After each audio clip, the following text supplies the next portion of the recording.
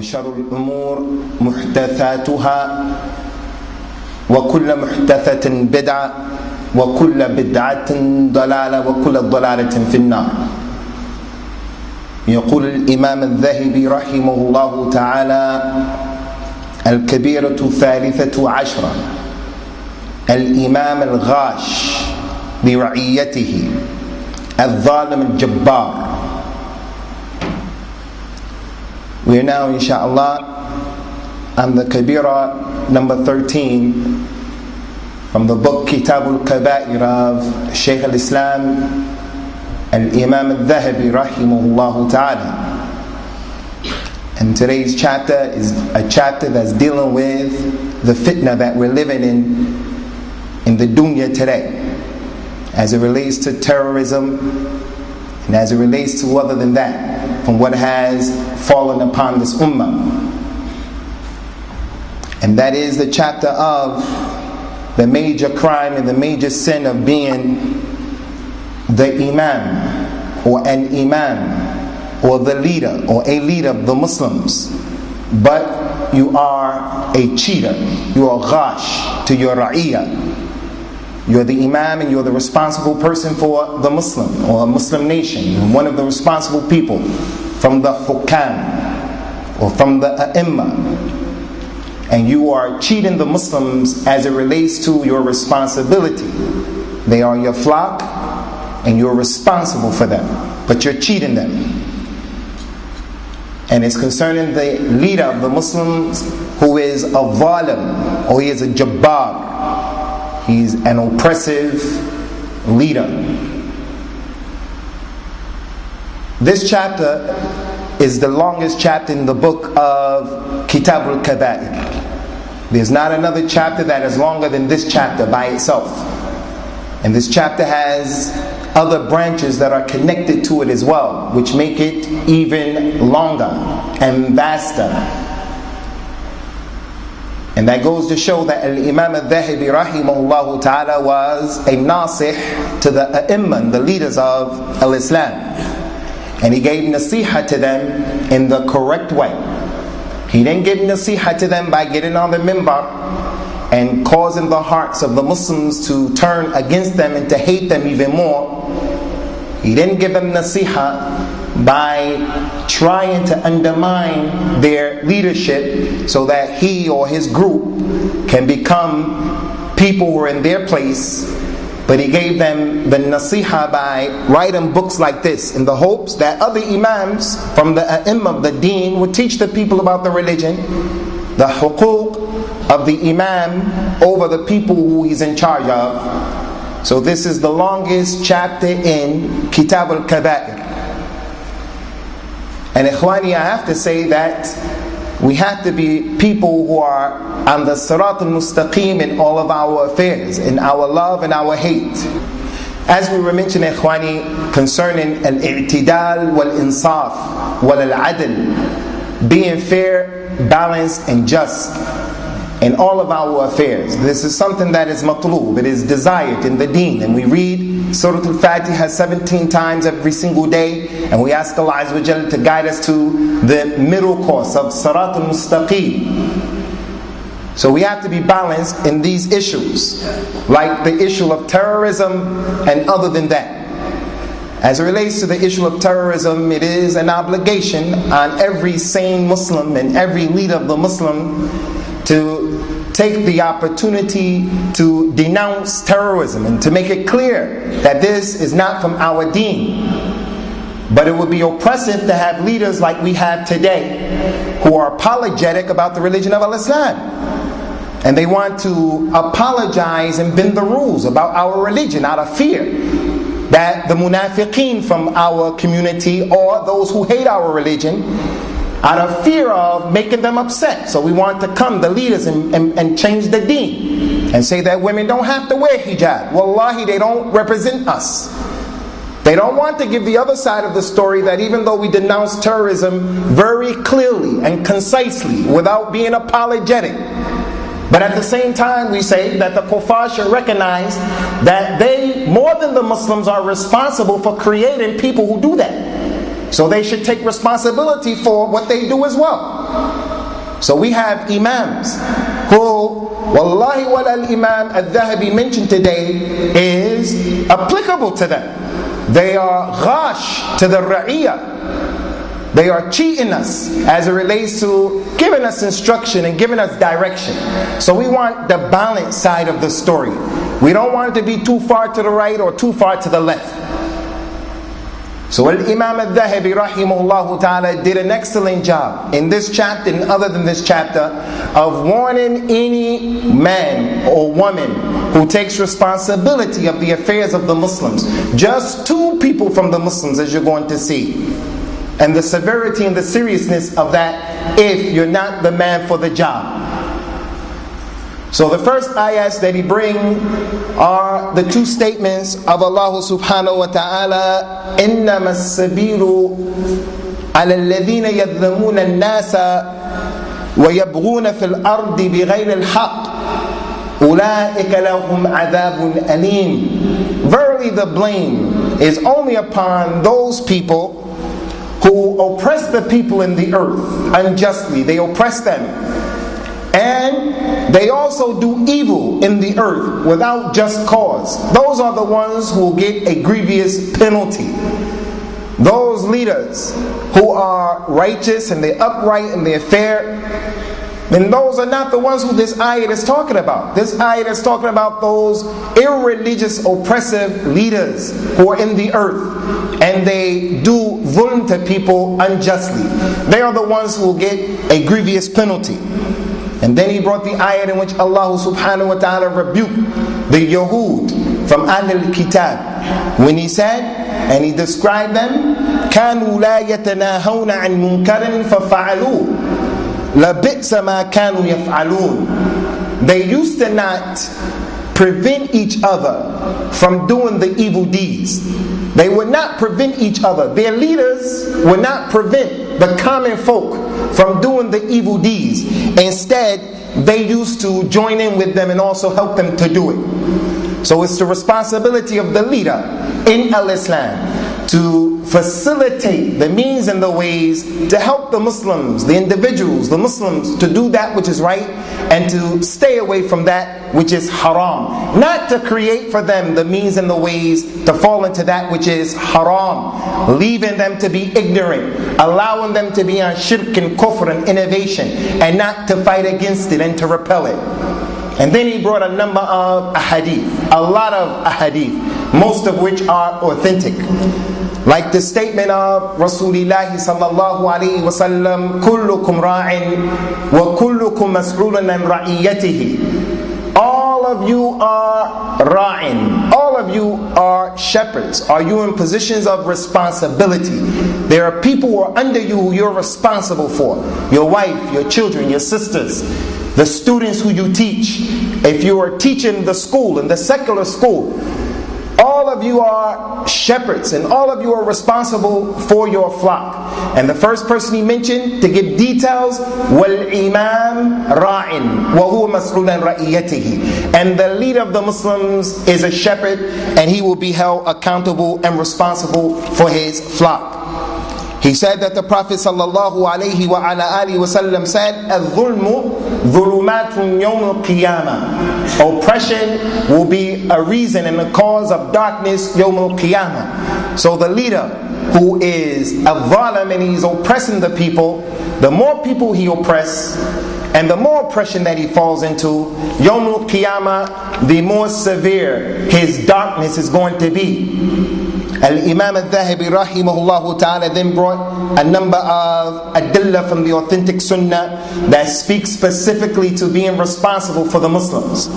The Prophet told us sallallahu alayhi wa sallam, أَيُّمَا الرَّاعٍ غَشَّ رَعِيَّتَهُ فَهُوَ فِي النَّارِ. Any person who is a ra'i, any person who is a shepherd, and then he cheats his flock, he will be in the hellfire. As we mentioned, ikhwani, the ra'in, ar-ra'i, the one who is a shepherd, it can be the person who is deceased. He's the dead Muslim who didn't teach his wife and his children behind him how to behave when he dies. If he cheated them by not teaching them that they shouldn't wail and carry on in a way that's not permissible, then he gets a grievous punishment. The one who is a teacher and he allows his students to remain ignorant, the etiquettes of the masjid, the etiquettes of the lesson, the imam in the salah. We have in our masjid an imam who knows how to read the Quran, walhamdulillah. An imam who, when we hear him read the Quran, even if you don't know Arabic, you know that the man can read the Quran and his recitation is beautiful. But before starting the prayer, he wants to make sure that everyone is lined up correctly. There are people from our community who complain to the administration and say, why does he take such a long time to start the prayer? We have things to do. That's because that's what Rasulullah used to do, sallallahu alaihi wasallam. And the imam who gets up here and he just says Allahu Akbar and the lines are not straight, he is ghash to his ra'iyah. He is being a person who is not giving the rights to the ones who are under his authority. That's the religion of Islam. The ra'i is the husband, the wife, is even the supervisor at your job. When the man is working for the Muslim, before his sweat dries, the Muslim man has to give him his money, and give him his money in full. Don't steal his money. All of those individuals, if they cheat the people under their authority, Rasulullah sallallahu alaihi wasallam said the recompense for that, the reward for that is the nar of Jahannam. Al-Imam al-Bukhaari brought the hadith that Al-Imam al-Dhahabi brought, and that is that he says sallallahu alaihi wasallam, man istar'ahu Allahu ra'iyatan thumma lam yahutha binushan illa harram Allahu alayhi al-jannah. Anyone who Allah puts him responsible over the affairs of the Muslim, and then that individual does not take care of the job of giving them advice, Allah will make the paradise haram for him. So we have, as I mentioned, leaders over us who do not represent us. They don't represent us because they have no vision. And they don't represent us because in times like this, in the fitna, you see their true worth. They're the ones who say, if the Muslim woman fears or she thinks that someone is going to give her verbal abuse, then she doesn't have to wear the hijab. That is an imam who is ghash to the ra'iyah, because there's that innocent girl who believes him because of his position, and she takes off the hijab with ikhlas. Today, I was on my way to the masjid today, and one of my neighbors who I never saw in my life before stopped me, and he said, do you know any peer that you can send me to? I said, I don't know any peer except that they don't have knowledge, and I would never send you to a peer that I know. Why, do you ask? He said, because you see that man over there, and there were 5 men. 4 of them were consoling one of the other ones. His wife left, and we don't know where she is, and she left the children. We need to go to a peer so that he can read for us something so they can bring the wife back. Had I said to him, I'm a peer, had I said to him, yes, the peer in this door, that door, out of ikhlas, that's the way he's been trained about his religion, he would have gone to that individual. And then the peer would have read for him some potion and told him, drink it. And the man would have believed that. That's the condition of the Muslims today. And no one can deny it from amongst us. The Muslims have ikhlas as it relates to people who are in positions of leadership. But the imam, all he wants to do is make more money. All he wants to do is to take advantage of the people. So we say, anyone that Allah subhanahu wa ta'ala has put him in responsibility of the Muslims, he has to be careful. If he's going to be on the minbar, he has to be careful. Don't say Rasulullah sallallahu alaihi wasallam said or did what he didn't say or do. Don't add on to the religion what is not from this religion. As you're going to see, what al-Imam al-Dhahabi brought, rahimahullah ta'ala. The Prophet sallallahu alaihi wasallam said, "Ma min amir ashratan illa yu'ta bihi maghlulatan yaduhu ila unaqi atlaqahu adluhu aw baqahu jawruhu." There is not a single individual who Allah puts him over 10 people's affairs from the Muslims. He's responsible for 10 people. And then he'll come Yawm al-Qiyamah, and his hands will be tied to his neck. His justice will either free him or his oppression will destroy him. That's the person who has been put in responsibility of 10 people. The Prophet said, sallallahu alayhi wa sallam, to Abu Dharr al-Ghaffari. Abu Dharr was an individual, ikhwani, who people today would describe him as being anti-sociable.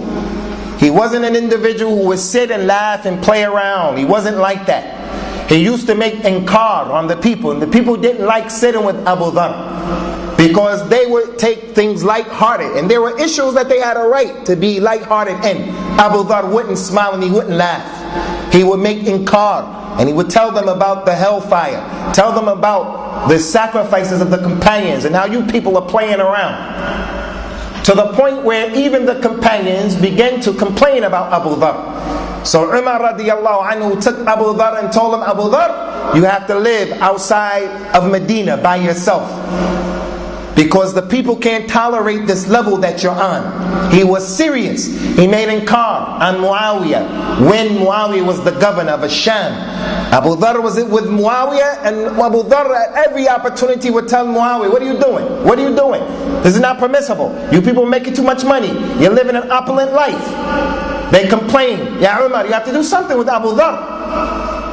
Umar called him, Abu Dharr, what's the problem? Abu Dharr gave him all of his complaints and criticisms. Umar radiallahu anhu didn't say, I'm against you, Abu Dharr, but he put him to live outside of Medina from the money of the Baytul Mal. The people can't handle you, Abu Dharr. Despite that, the Prophet told Abu Dharr radiallahu anhu, Ya Abu Dharr, inni araka da'ifa, وإني أحب لك ما أحب لنفسي فلا تأمرن على اثنين ولا تولين مال يتيم. Abu Dharr, I see you as being a weak person. You're weak.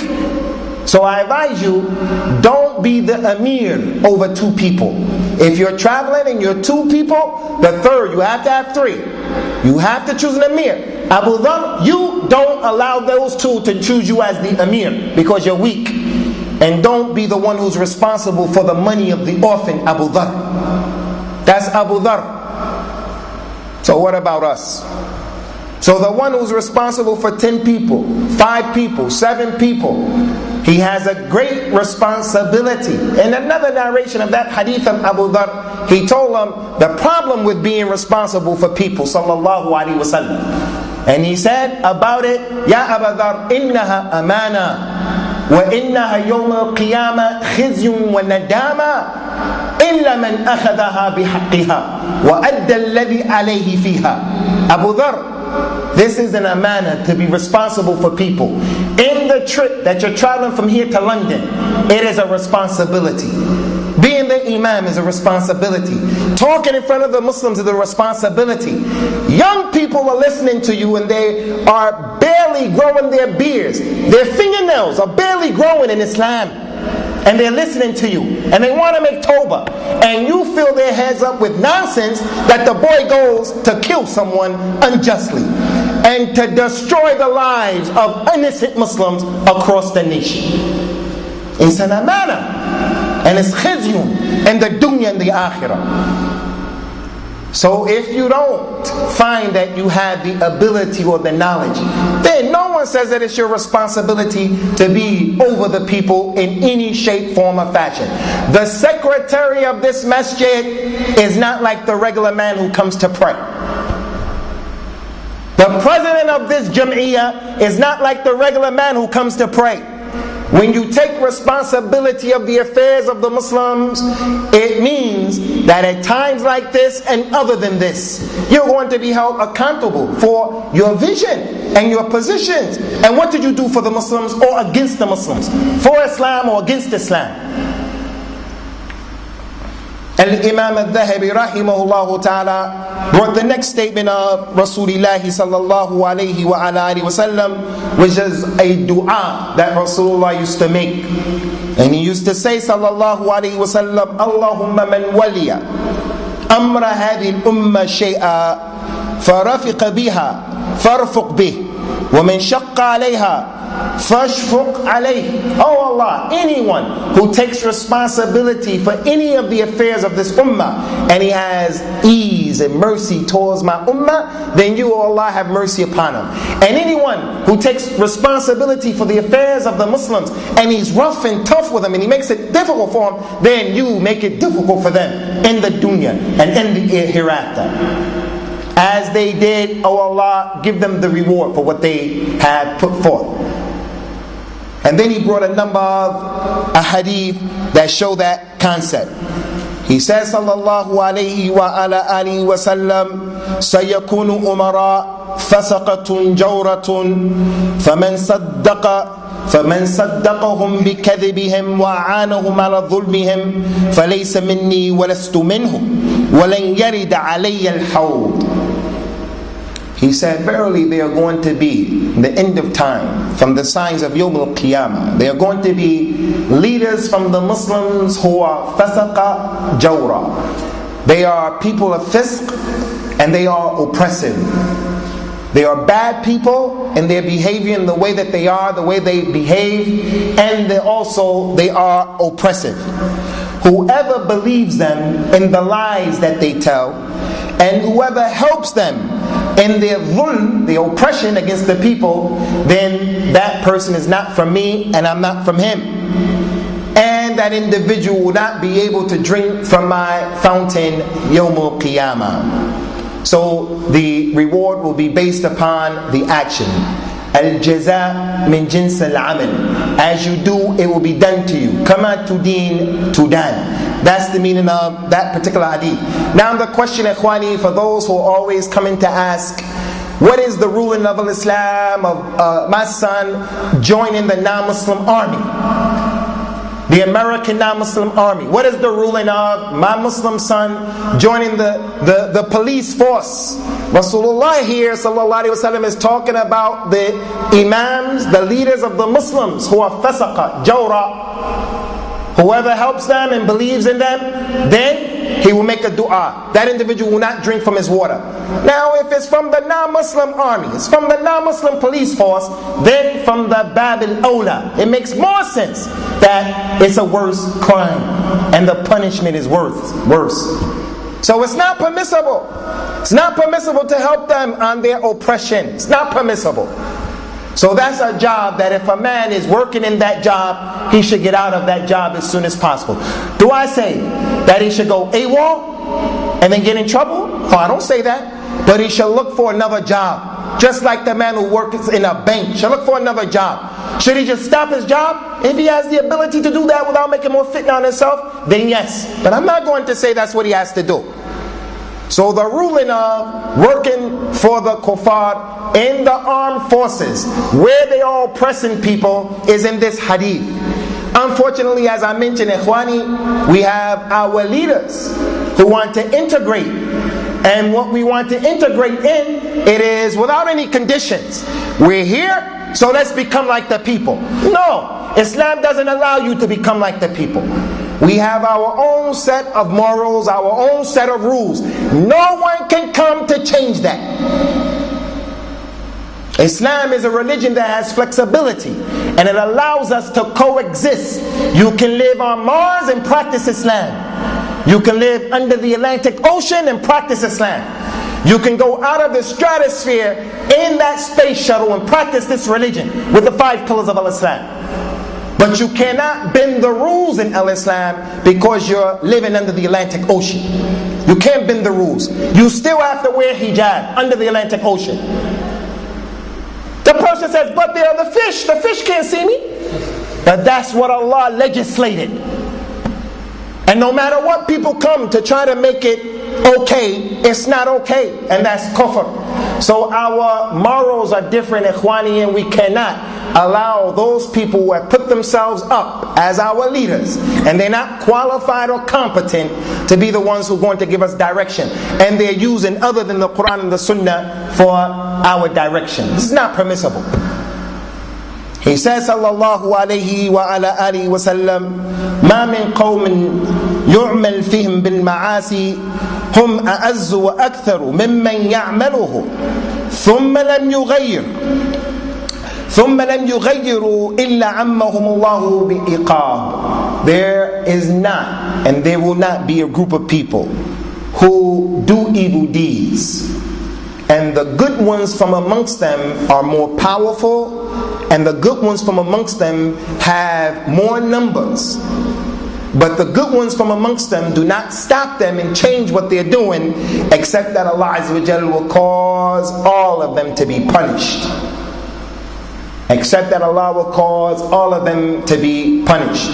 Our mother Salama radiyallahu anha asked Rasulullah sallallahu alaihi wasallam when he told the companions about some of the signs of the hour and how the Muslims were going to be destroyed, a group of Muslims, by the Ya'juj and the Ma'juj. And she asked, Ya Rasulullah, will we be destroyed and with us there will be righteous people?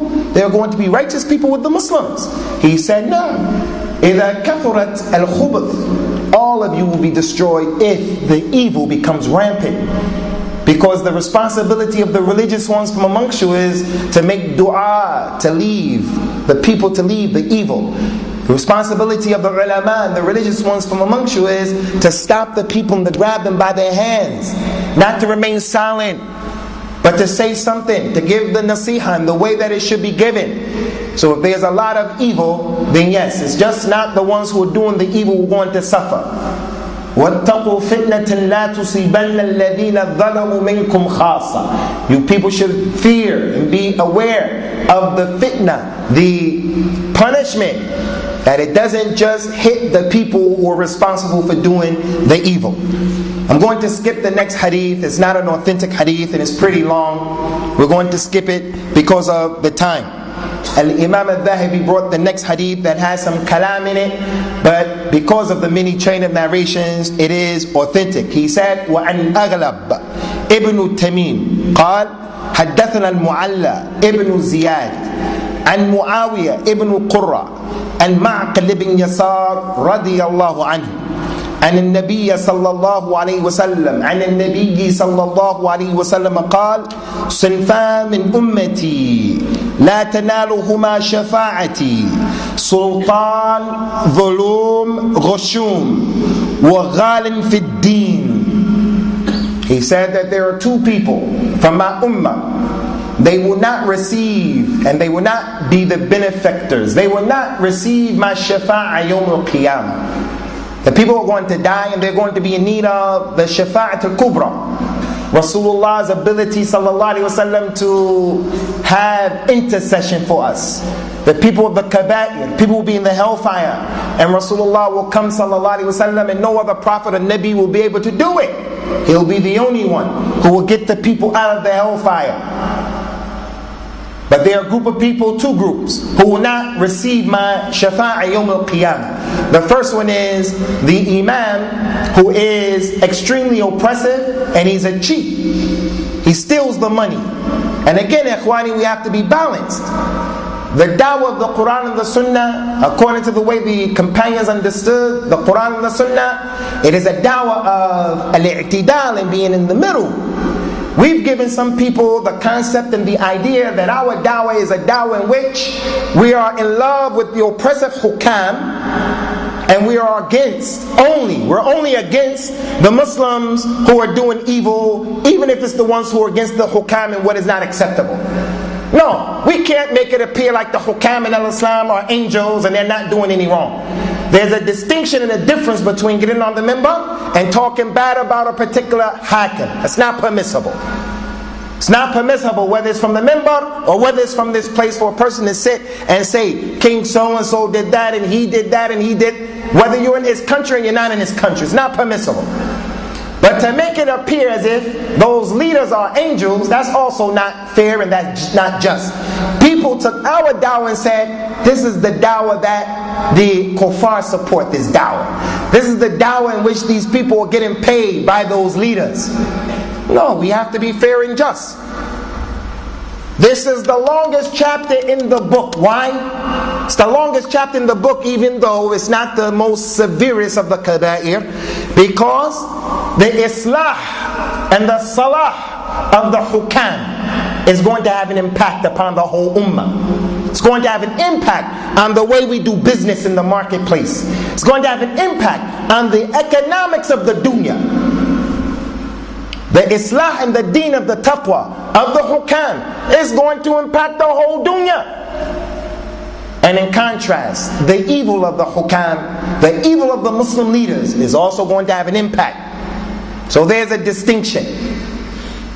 Getting on the minbar is one thing, cursing them is one thing, making takfir of them is another thing, but recognizing that everyone is falling short of the mark, there's nothing in our religion that says something is wrong with that.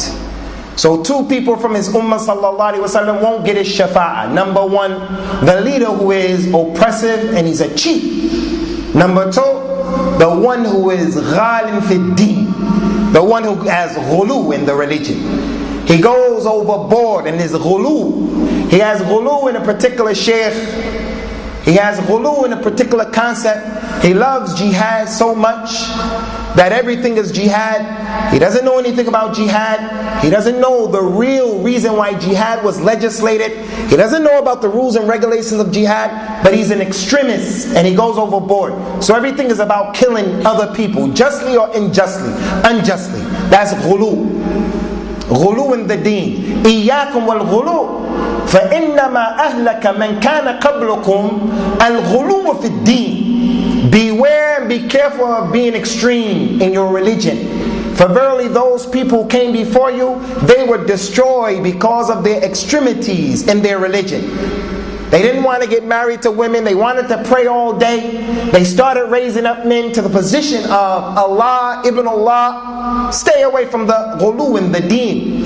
إِنَّ مِنْ إِجْلَالِ اللَّهِ تَعَالَى إِكْرَامِ ذِي الشَّيْبَةِ الْمُسْلِمِ وَحَامِلِ الْقُرْآنِ غَيْرُ الْغَالِي فِي وَلَا الْجَافِ عَنْهُ. If you want to know how you can respect Allah and glorify Allah, from respecting and glorifying Allah is by taking a person who's older in the religion and he has white in his beard and his head, and you honor him. When you honor him, you honor Allah, you respect Allah. And also, if you want to respect and honor Allah, then do so with the one who memorized the Quran. But he described the one who memorized the Quran, the one who deserves our respect. He said, غَيْرُ الْغَالِي فِيهِ, the one who doesn't go overboard in the Quran. What does it mean to go overboard in the Quran? To read it and to apply the ayats and the verses of the Quran in ways that Allah didn't want them to be applied.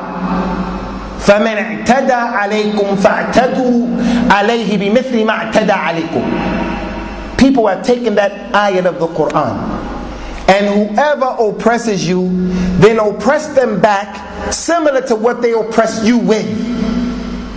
So they oppressed our brothers in Iraq, and they oppressed our brothers in Palestine, and they oppressed our brothers in Afghanistan, and they oppressed our brothers all across the globe. They continue to oppress our brothers right now in Gujarat, in India. They oppress our brothers in Kashmir, all over the world. They oppress our brothers.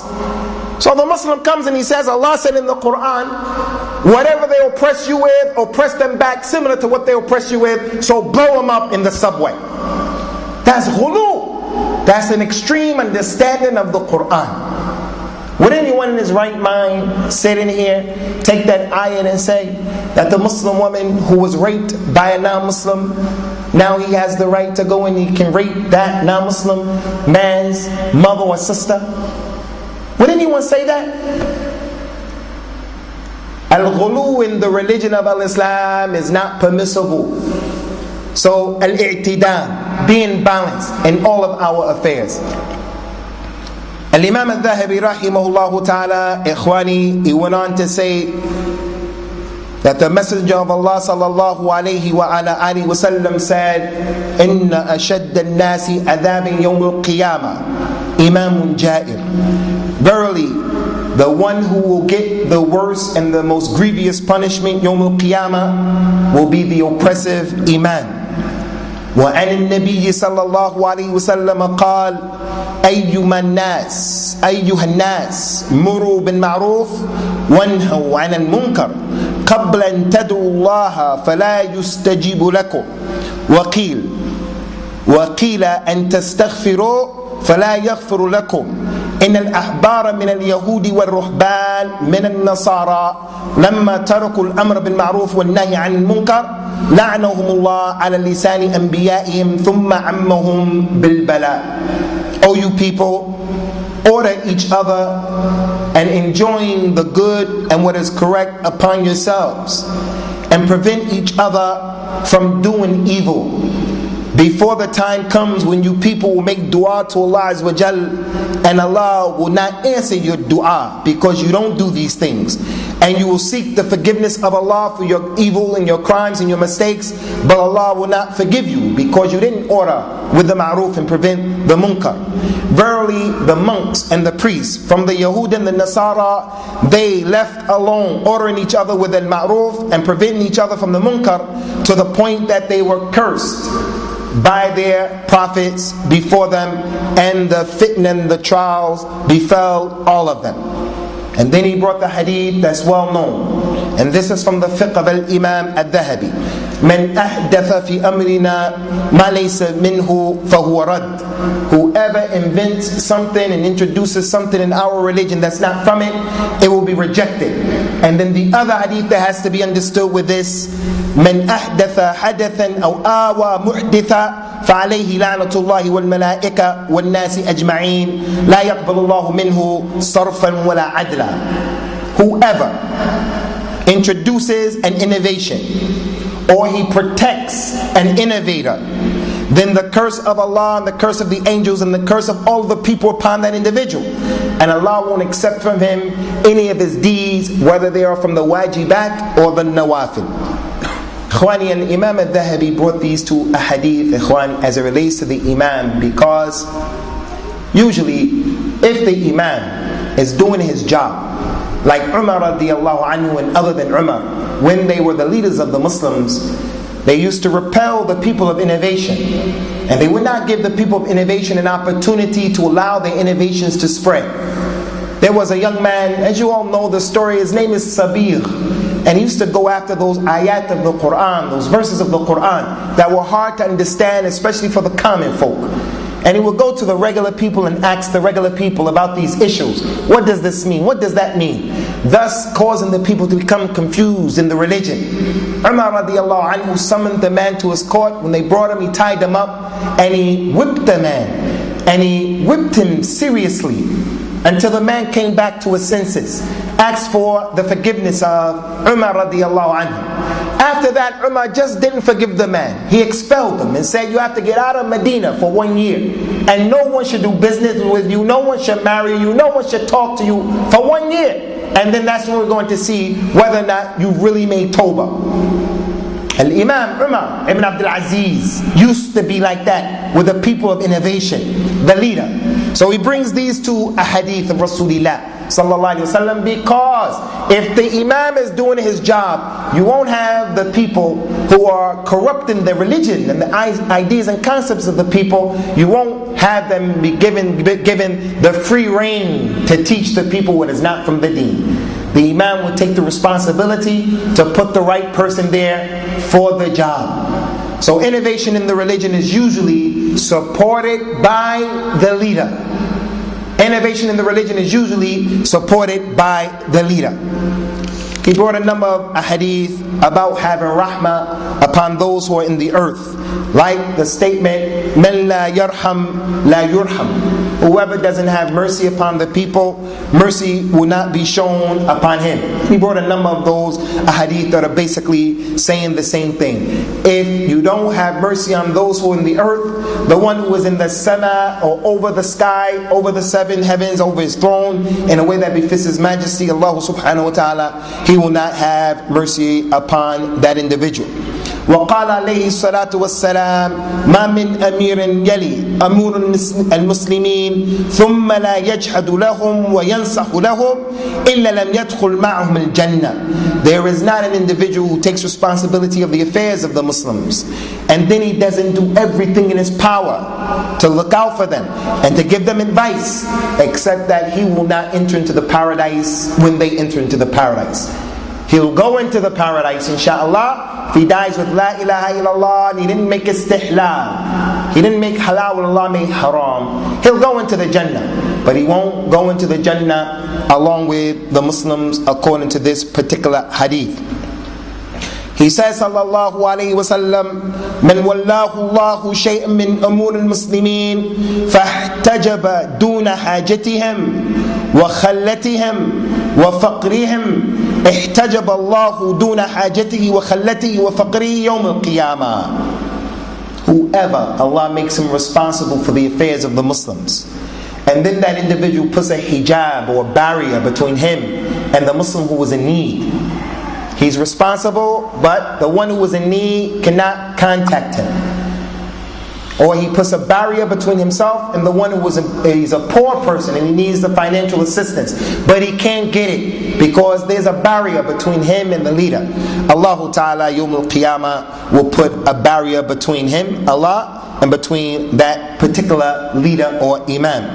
وقال عليه الصلاة والسلام الإمام العادل يذله الله في ذله يوم القيامة. The fair and the just imam, Allah will shade him in his shade يوم القيامة. So from the benefits now, Al-Imam al-Dhahabi is encouraging the one who's responsible for the Muslims, and he's telling us about the rewards now for being a person who takes care of your job. The first ahadith in the ayat, we're dealing with the tarheeb, being a person who's doing a bad job. Now he brings some of the adillah to show the reward of doing a good job. The fair and the just imam will be from the 7 people who will get the shade of Allah's shade under his throne Yawm al-Qiyamah for his justice and his fairness.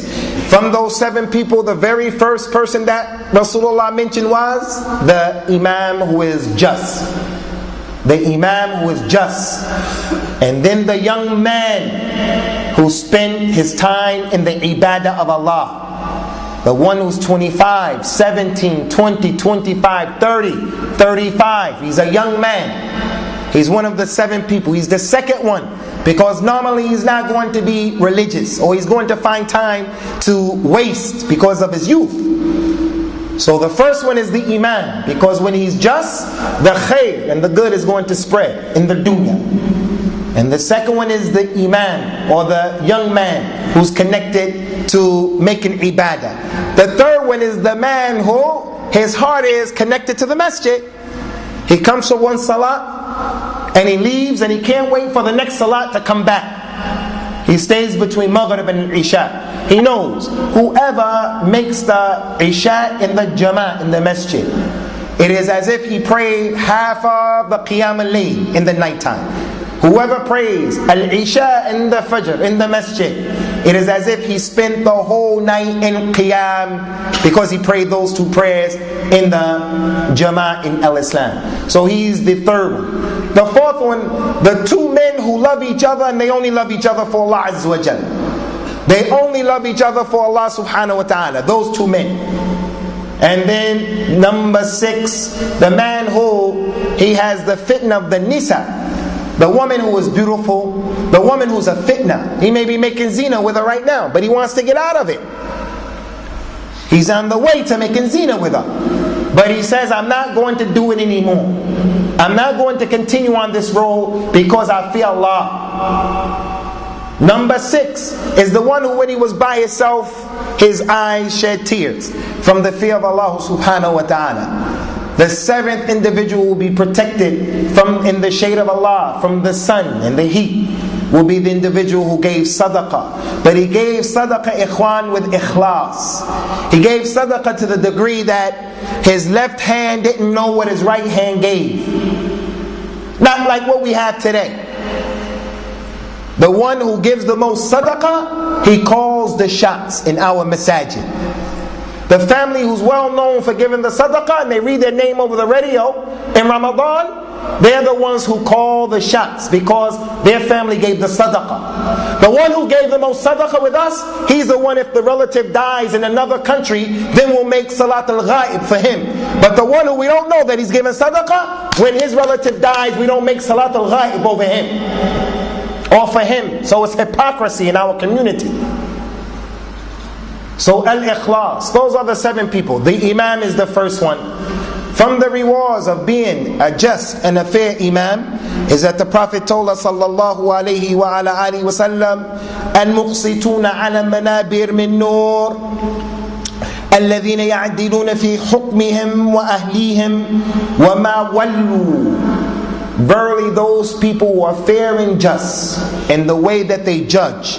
They're fair and just in the way that they judge. And they judge with justice as it relates to their families and as it relates to those who they've been put in charge over. They will be on mimbars made out of nur yawm al-qiyamah. In another narration of this hadith, ikhwani, the hadith said that they will be on the right side of Ar-Rahman, and both of Allah's hands are right hands. وَكِلْتَا يَدَيْهِ يَمِينٌ. They will be on the right side of Allah subhanahu wa ta'ala, and both of His hands are right hands. So that's from the reward of being a fair and a just imam.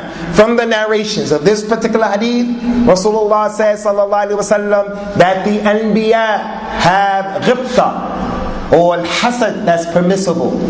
The prophets of Allah Azza wa Jal, they will be jealous, they will be envious of the people who will get this reward Yawm al-Qiyamah, and the Anbiya, that will be their reward as well. Showing the significance and the high level of that particular form of ibadah. Al-Imam al-Dhahabi brought the second part of the famous hadith, شِرَارُ أَئِمَّتِكُمْ الَّذِينَ تُبْغِضُونَهُمْ وَيُبْغِضُونَكُمْ وَتَلْعَنُونَهُمْ وَيَلْعَنُونَكُمْ قالوا يا رسول الله أفلا ننابذهم قال لا ما أقاموا فيكم الصلاة. He said the worst imams that you have, the worst imams, are those who you hate them and they hate you. You curse them and they curse you. You make dua against them and they make dua against you. And Imam al-Dhahabi brought the second half. I don't know why he didn't bring the first half, especially since he was dealing with a hadith that are talking about the virtues of being a good imam. The first half of the hadith, خِيَارُ أَئِمَّتِكُمْ الَّذِينَ تُحِبُّونَهُمْ وَيُحِبُّونَكُمْ وَتُصَلُّونَ عَلَيْهِمْ وَيُصَلُّونَ عَلَيْكُمْ. The best imams, leaders, are those who you love them and they love you. And you make dua for them and they make dua for you. This hadith, ikhwani, has been rejected, even though it's in Sahih Muslim, by some of the people who want to make takfir of the leaders today. In the chain of narration, there is a man by the name of Muslim ibn al-Qarada, and they said that he was majhul al-hal, he's not known. But al-Imam Muslim brought this hadith and put it in the middle of his book, in the asl of his book, which goes to show us the tawfiq. Is al-Imam Muslim saying the man is okay? Al-Imam al-Bazzar, the sahib of the Musnad, he said that Muslim hada mashhur, the man is well known. Al-Imam al-Dhahabi in his book al-Kashif said the man is thiqa. But these brothers who we have today, because there's some kalam in this narrator, they reject the hadith. Why? Because they have another understanding of the hadith. The hadith said, and the worst imams are the ones who you make dua against them and they make dua against you. So they say, this is a proof that we can make dua against the leaders on the mimbar or other than that. We can make dua against any particular leader. We say that's not from the religion of Islam. You can't make dua against people, specific people like that. You have to generalize, and you can't make dua against specific people. So the hadith is in Sahih Muslim and it is authentic. But the other extreme of these people, the other extreme is wherever you go, it doesn't make a difference what country it is in, whoever does it. And that is the practice that the imam does, in which he makes dua for the imam all the time, the way that they're doing it. This is not something that the companions used to do. No matter where it is done. Our religion is what Rasulullah said sallallahu alaihi wasallam and what the companions did. So you go to certain places and every Friday they give us a dua for the leader by his name and his brothers and his family every week. That's not from the Sunnah. Like it who like it, hate it who hate it. That's not what the companions were upon, and that's not what Rasulullah sallallahu alaihi wa ala alihi wasallam was upon. So we're going to stop there, ikhwani, even though there are a lot of other hadith to go in this particular chapter. But I want to translate the last part of the chapter of this particular hadith. The worst imams are those people who they make dua against you, you make dua against them. They hate you and you hate them. You curse them and they curse you.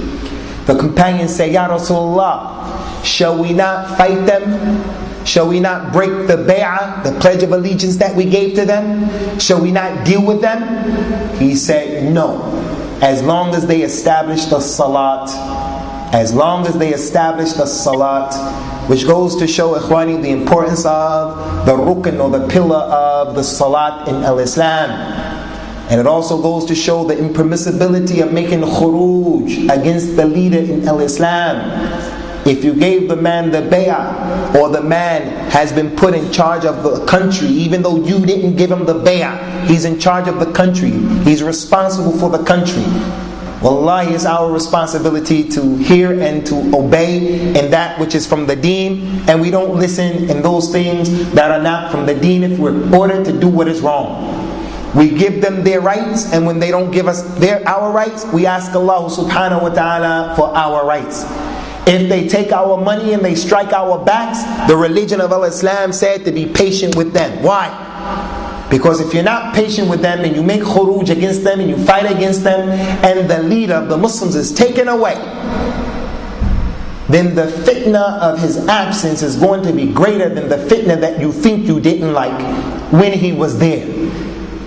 So, one night without a leader, as the imams used to say, Abdullah bin al-Mubarak and other than him, one night without the leader in al-Islam.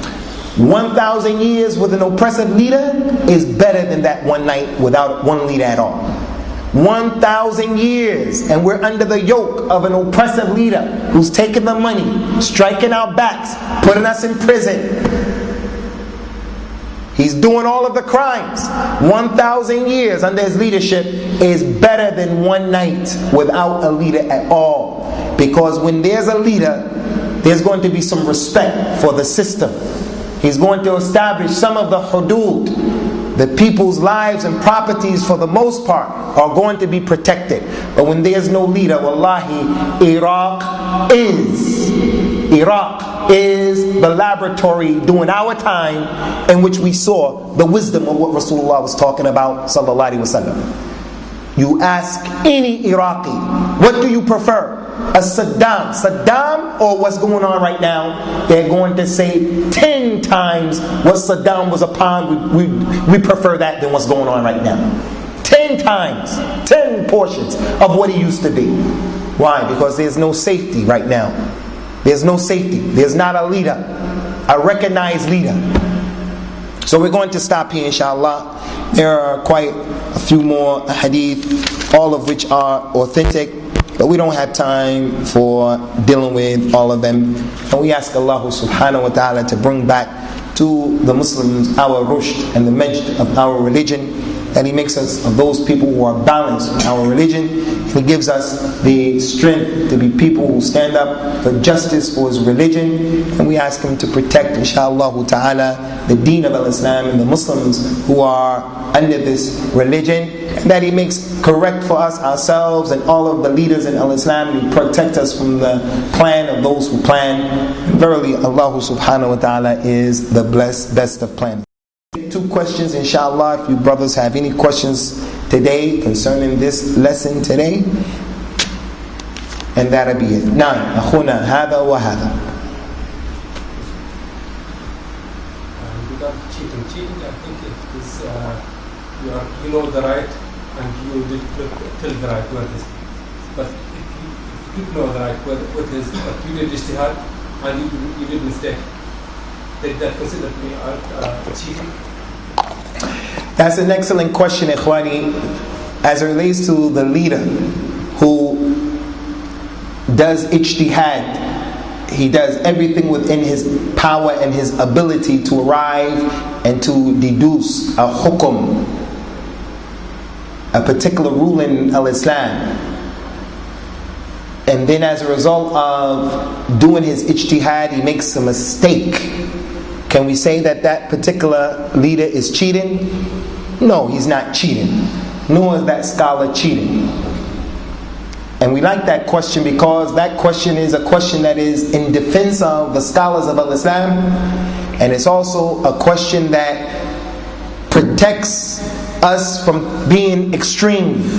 Because those people who don't like what a particular scholar says, for an example, they'll pronounce takfir upon him because he said, yes, it's permissible to do this or to do that, to use the kuffar. It's permissible to use the kuffar out of compulsion. We can use them. So that person says he's a non-Muslim because he's taken the kuffar as a helper.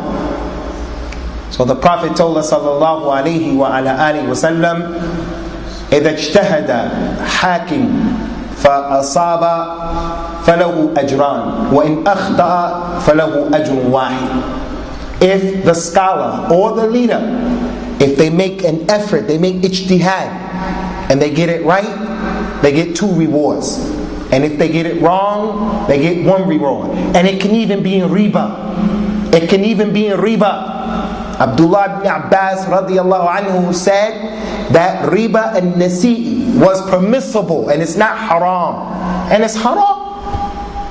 It's haram. But he said that type of riba is permissible. We don't have time to go into what it is. But it's a type of riba. He said this is not riba, but it is riba. But he gets 1 reward. It can be something that the scholar made ijtihad in, and it cost people their lives. Ali ibn Abi Talib and Muawiyah ibn Abi Sufyan radiyallahu anhuma, when those 2 groups clashed and people lost their lives, like Ammar ibn Yasir and other than him, they will get rewarded for that war that took place. Why? Because they were mujtahidun. So if the scholar or the leader makes ijtihad to the best of their ability and they get it wrong, we don't say that that's cheating, unless he wasn't qualified.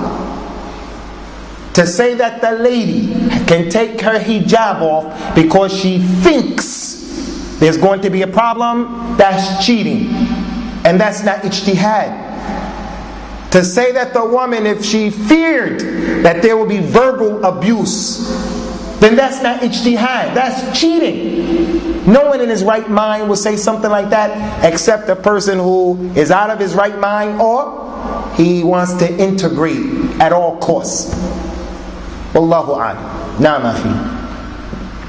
The question is, Imam Ibn Taymiyyah, he made takfir upon the Tatars, although the Tatars are Muslim, but the point was the Tatars, they were ruling according to Yasir, which was the book of Genghis Khan.